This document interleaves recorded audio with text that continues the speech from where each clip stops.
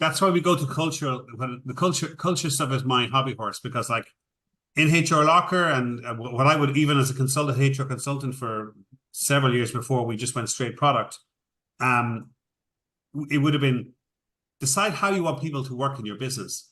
Develop a competency-based, principle-based framework. It doesn't have to be massive.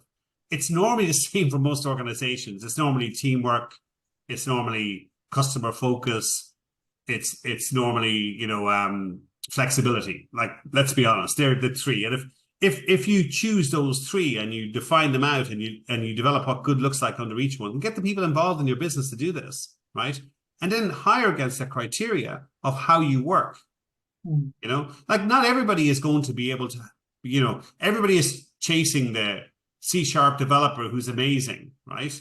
But let's be honest with you. How many C# developers are there out there that are amazing, that are going to want to work in a company that's, 30 people? The amazing ones who want to work in a company of 30 people want to work in a small organization. So isn't it better to find out if that C# developer wants to work in a small organization and doesn't want to work in Google? I remember years ago, and there's another program out there, and it's a little bit rude. It's called FUCKUP Nights, right?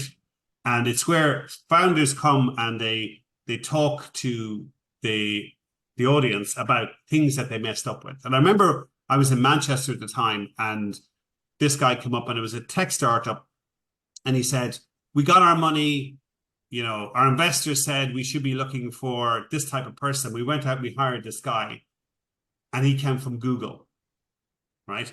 Now, the guy was an amazing, and as it worked out, I actually met this guy later, about 6 months later, which is really bizarre, right? He was an amazing guy, blah, blah, blah, blah, but couldn't work within our culture. So he cost us a lot of money.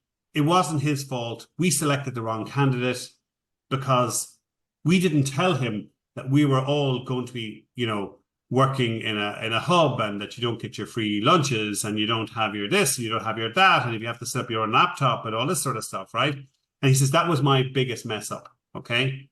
And that brings it back to the whole interview process and the expectations of the hiring manager and their inability to realize, my God, culturally, if I take a guy from a really large organization, I really need to figure out whether he can motivationally fit within this small organization in the situation that we are in this moment in time.